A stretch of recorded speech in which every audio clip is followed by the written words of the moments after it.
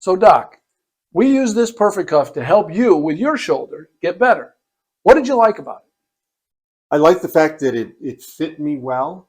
You could customize it so that it fit me comfortably. And I felt that it was really isolating my rotator cuff muscles and forcing me to do the exercises correctly. And that's the most important thing, I think. When you and I treat patients, we see all kinds of crazy exercises come back, and it's frustrating because we know they're not doing it right. This helps you keep it in the right place. That's right.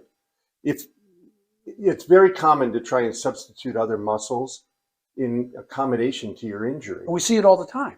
And to your weakness. Yep. And whenever I'm treating patients, that's my biggest problem, is not being able to get them to do it correctly. And this, in my case, in my experience, this prevented me from doing that. It made me do the exercises correctly. Exactly. And that's why we came up with the Perfect Cuff, to help patients do it right. Also, what's the most important aspect of treating a shoulder? Anyone who has shoulder pain, what do you find is really important in helping them get better? There are basically two elements. One is regaining normal range of motion, stretching out tight muscle groups and contractures so that full range of motion is restored. Always. I agree. And then maximizing the strength and the coordination of movement in the shoulder. Okay, we talk about coordination of movement. So sometimes people think that functional exercises where you're moving through different angles and full range of motion work better than isolation exercises. What are your thoughts on that? Well, I think you have to do the isolation exercises first. You have to get the rotator cuff muscles working.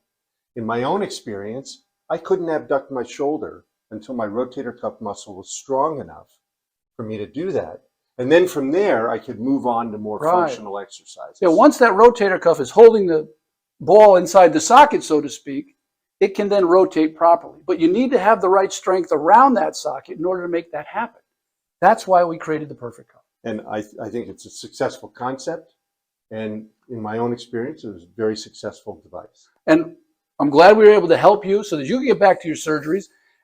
We'll also try to use this to prevent injury. So we find that athletes, before they get hurt, or anyone, before they have shoulder pain, can use this and benefit to help prevent that. The one thing I liked in using it was the positions you put me in for different functional types of activities. So one of the things you did is you hooked me up so that I could do pitching or throwing type exercise. Exactly right. And it kept me in the right position. It didn't allow me to substitute the wrong musculature. And it was a good example of how this is very versatile for very different activities around the shoulder. And that's what we have created, was a device that can have different angles, which sports require different angles. It's not just down here. So we have angles up here for pitching or overhead athletes.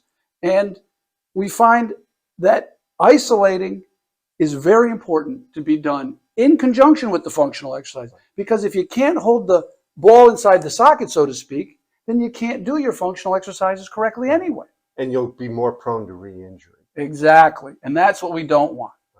Well, thanks a lot for coming in and talking to us about this, Doc. And I'm glad we were able to help you. I'm glad you finally have it, Rick. I know. It's taken a long time, but we have it.